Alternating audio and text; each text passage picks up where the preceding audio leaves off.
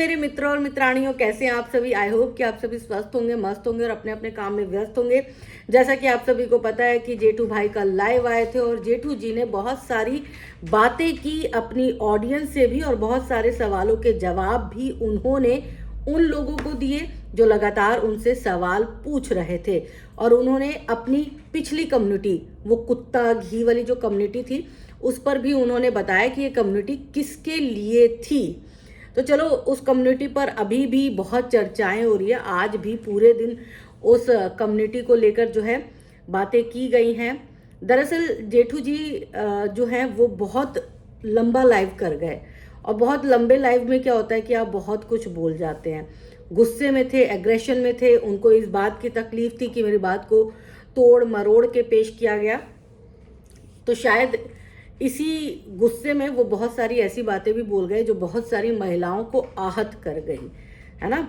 तो उसके लिए माफ़ी मांगनी चाहिए जेठू भाई को, क्योंकि भाई एक आपका चैनल नहीं है, वो आपकी पत्नी का चैनल है। और जब देखो तब आप सफाइयाँ देने के लिए आ जाते हैं।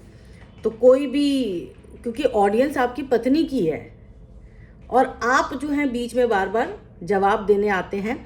तो चलिए कोई बात नहीं, वो भी बात उसको भी दरकिनार कर देते हैं। अब जो मुद्दा, जो रायता फैलना था, वो तो रायता फैल चुका है। अब उस रायते को समेटने में भी बहुत सारे रायते फैलते जा रहे हैं। कभी इधर से उठाते हैं रायता तो उधर फैल जाता है, कभी उधर से उठाते हैं तो इधर फैल जाता है। देखो, एक चीज़ और मैं कहूँगी कि हर किसी को संतुष्ट नहीं किया जा सकता।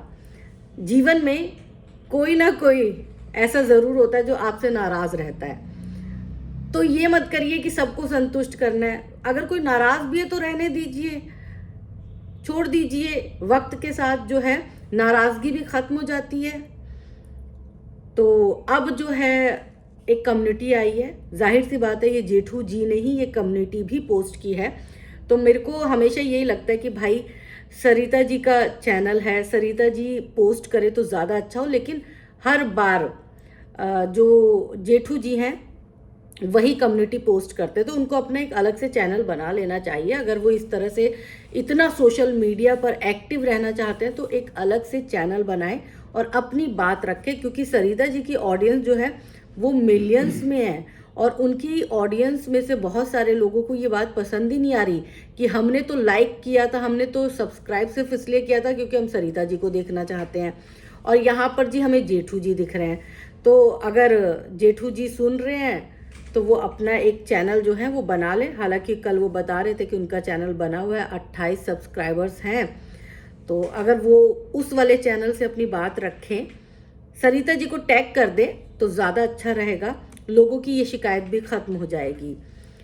अब इन्होंने, क्योंकि कल के लाइव में नेहा की रिकॉर्डिंग सुनाई थी, तो उसके लिए इन्होंने माफ़ी मांगी है।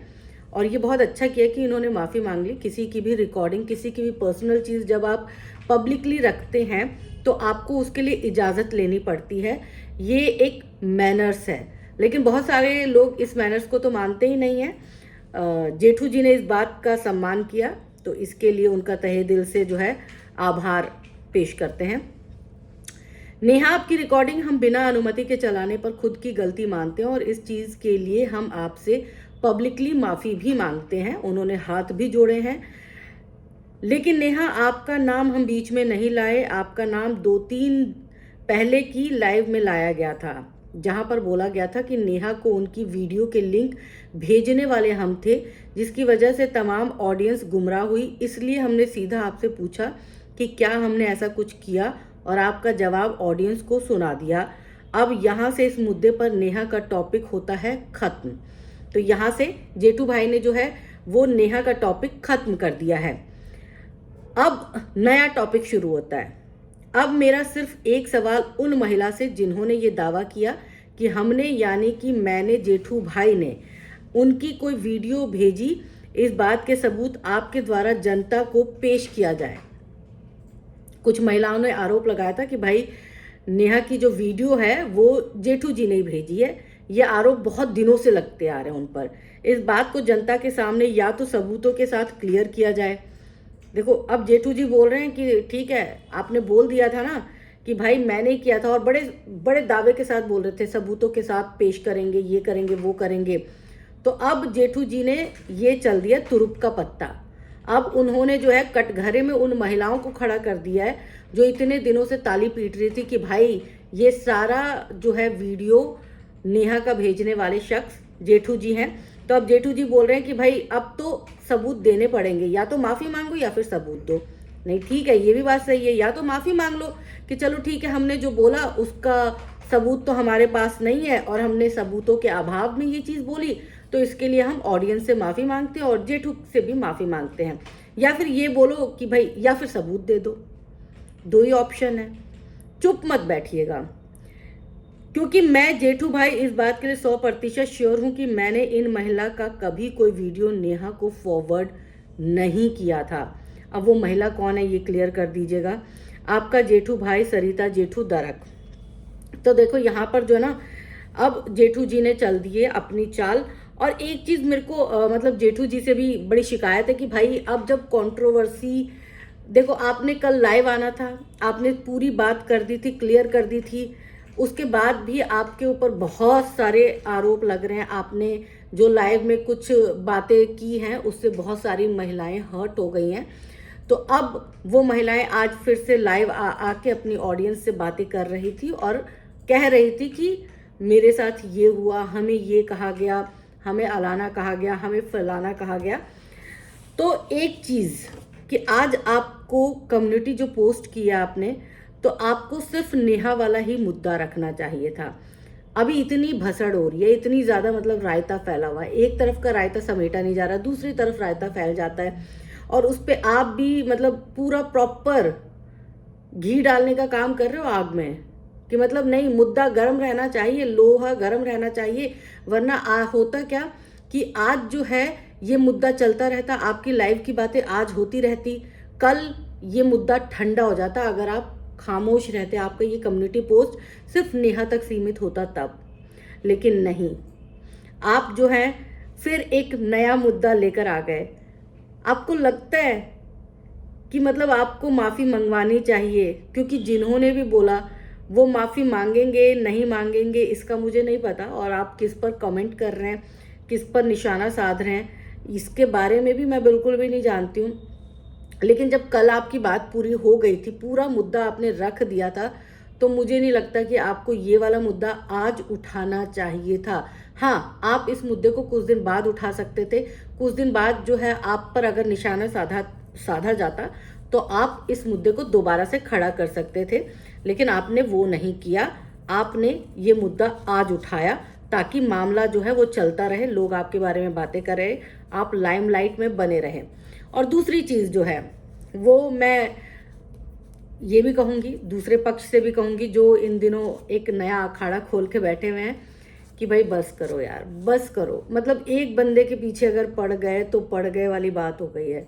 मतलब आप समझ रहे हैं कितना हैरेस हो रहे हैं आप सब। बॉडी शेमिंग वहाँ मैं सुन रही थी, लोग बोल रहे हैं कि बॉडी शेमिंग हमने नहीं की, वो तो मतलब वो सोशल मीडिया पे है तो उसको ऑडियंस के हिसाब से कपड़े पहनने चाहिए। ऑडियंस के हिसाब से तो फिल्में जो बनाते हैं, जो टीवी एक्टर होते हैं, फिल्मों के अभिनेता अभिनेत्री होते हैं, वो भी नहीं पहनते ऑडियंस के हिसाब से। उनकी जो मर्जी होती है वो पहनते हैं, जिसमें वो कंफर्टेबल होते हैं वो पहनते हैं। जब तक वो फ्रेम में होते हैं, फिल्म कर रहे होते हैं, तो फिल्म के हिसाब से कपड़े पहनते हैं, क्योंकि तब वो काम कर रहे होते हैं। और जैसे ही फिल्म खत्म होती है वो अपने हिसाब से कुछ भी पहन सकते हैं। आप भारत में किसी के बोलने पर आज़ादी, बोलने की जो आज़ादी मिली है उसको आप वो नहीं कर सकते, डिस्ट्रॉय नहीं कर सकते। आप किसी के पहनने की आज़ादी ख़त्म नहीं कर सकते हैं। और ये वाकई में बॉडी शेमिंग ही है। आप किसी को बोल रहे हो कि भैंस लग रही है, गाय लग रही है, गोबर लग रही है, तो ये भैंस मतलब ये बॉडी शेमिंग ही है। इसको क्या बोलेंगे? आप सबके शब्दों में इसको क्या बोला जाता है, या आप सबके यहाँ पर क्या बोला जाता है इसको? ये तो वही बात हो गई कि हमको बस बोलना है, हमें अपनी फ्रस्ट्रेशन सारी निकालनी है और हमें पूरे दिन फ्रस्ट्रेशन निकालनी है। भाई कितना मतलब कितनी फ्रस्ट्रेशन भरी हुई है, सालों की अपने पुरखों की फ्रस्ट्रेशन भी निकाल देते हो क्या यहाँ पर? भाई उसकी मर्जी, वो पहने, आप सब उसको हीरोइन जैसा ट्रीट कर रहे हो, आप सब उसको एक्ट्रेस जैसा ट्रीट दे रहे हो। अभी मैं किसी एक की जो है वो सुन रही थी, बात सुन रही थी लाइव में ही। वो बोली मैं इतनी इमोशनल अटैच्ड हो गई थी, इतनी ज़्यादा। जब वो प्रेग्नेंट थी तो मैं भी प्रेग्नेंट थी और मेरी सासू माँ भी मुझसे पूछती रहती थी। मैं समझ सकती हूँ कि आप इमोशनली बहुत अटैच्ड हुए होगे, कई बार हो जाता है इंसान। बस देख के उसकी रोज़मर्रा की ज़िंदगी देख देख के जो है उसको अपनापन सा फील होता है। लेकिन आप सब ये चीज़ें बड़ी क्लियर कट समझ लीजिए कि उनके लिए आप सिर्फ ऑडियंस हो, उनके लिए आप फैमिली मेंबर नहीं हो। आप सब भूल जाते हो चीज़ें, आप सब एक जो लकीर होती है ना वो भूल जाते हो। क्या वो आपको अपने घर के फंक्शन में बुलाएंगी? जो उनकी 16 लाख जनता है जो उनको सब्सक्राइब करके बैठी हैं, क्या जेठू जी या सरिता जी उन 16 लाख लोगों को अपने घर पर इनवाइट करेंगी? नहीं करेंगी। वो उन लोगों को इनवाइट करेंगी जिससे उनको फायदा होगा या जो उनके रिलेटिव होंगे। ये बात समझनी इतनी मुश्किल है क्या? आप सबने इस छोटी सी बात को रॉकेट साइंस बना दिया है। आप सब अपने घर के लोगों से इमोशनल कनेक्ट करिए, अपनी भावनाओं को अपने घर के लोगों के सामने जाहिर करिए, उनको अच्छा भी लगेगा। लेकिन आप सब दूसरे, मतलब उसको आपने बना दिया दीपिका पादुकोण, ऐश्वर्या राय बच्चन के हिसाब से आप ट्रीट कर रहे हो। ट्रीट ऐसे ही हो रहा है, बुरा मत मानिएगा, पर ट्रीट आप सब इसी तरह कर रहे हो कि वो ऐश्वर्या राय बच्चन है, वो एक ब्लॉगर है, वो ब्लॉग बनाती है, वो डेली अपने घर का खाना पीना सब दिखाती हैं। एक कलाकार जो होता है ना, अगर मैं हीरोइन की बात करूं तो वो अपना कला दिखाती है। आर्ट दिखाना और घर का काम दिखाना दोनों बहुत अलग चीज़ें हैं, ज़मीन आसमान का अंतर होता है। और आप सब कैसे सेलिब्रिटी की तरह आप सब जाते हैं फोटो खिंचवाने के लिए, आप सब सेलिब्रिटी जैसा ट्रीट करते हैं तो उनको लगता है कि हम सेलिब्रिटी बन गए हैं। और फिर आप सब बोलते हैं कि भाई हमें तो बिल्कुल उसने दबा कुचला समझ लिया। गलती किसकी है? गलती आप सब की है। तो ब्लॉगर को इसी तरह सर पे चढ़ाओगे, इसी तरह से भगवान बना दोगे तो भाई मतलब अपने आप को बदलो। 21वीं सदी में है, लेकिन फिर भी आप सब अगर एक छोटी सी बात को नहीं समझ पा रहे हैं तो भाई मैं क्या ही बोल सकती हूँ आप सबको। अब उन उन उन महिलाओं से भी मैं यही बोलूँगी, मेरी यही हाथ जोड़ के विनती होगी कि भाई बस करो यार। एक बंदे के पीछे पड़ जाते हो तो पड़ जाते हो, पड़ जाते हो तो पड़ जाते हो। अगर इतनी नफरत है तो उसको मत देखो, बस बात खत्म।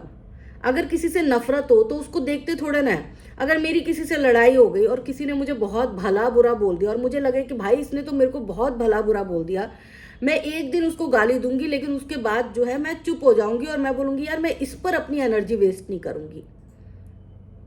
यही होता है ना, आप सब भी यही करते हो, या पूरे दिन बैठ के गालियां देते रहते हो, अपना घर का काम धाम छोड़ के, पति सास ससुर बच्चों को छोड़ के आप सब यही करते हो। अगर करते हो तो मत करना। अगर आपको लगता है कि आपको किसी से कुछ सीखने को नहीं मिल रहा है, अगर आपको लगता है कि नहीं ये एक अच्छा शख्स नहीं है, ये घमंडी शख्स है, तो छोड़ दो ना उसे, मत उससे कनेक्ट हो ना। इमोशंस अपने वेस्ट क्यों कर रहे हो? क्या आपके इमोशंस व्यर्थ करने वाले हैं? नहीं है। आपके इमोशंस आपकी फैमिली के लिए इंपॉर्टेंट है। आप सब इतनी तवज्जो देते हैं तभी आप सबके ये हालात हो गए। तो प्लीज, मुझे बुरा लग रहा है आप सबके लिए, इसलिए नहीं कि मैं आपसे कनेक्ट हूं, नहीं, सॉरी, मुझे इसलिए बुरा लग रहा है कि औरतें इस तरह की बातें कर रही हैं कि मतलब ऐसा लग रहा है वो अपने आप को बेचारी साबित कर रही हैं। अगर आप सबको वीडियो अच्छा लगा हो तो कमेंट करके ज़रूर बताइएगा, और मेरी बात से अग्रीड हो तो भी बताइएगा कमेंट करके, और अगर डिसअग्री हो तो भी बताइएगा कि क्या मैंने गलत किया। आप सब पहले बनाते हो हीरो हीरोइन, आप सेलिब्रिटी बनाते हो और उसके बाद फिर इसी तरह बातें करते हो, फिर रोते हो, फिर अपनी एनर्जी भी वेस्ट कर देते हो। पहले प्यार देते हो और फिर जब नफरत देने पर आते हो तो इतनी नफरत देते हो कि अपनी मेंटल हेल्थ खराब कर लेते हो। तो अपनी मेंटल हेल्थ खराब नहीं करनी है। अगर आप सबको किसी की बात अच्छी नहीं लगती तो इग्नोर कर दो, बस बात खत्म।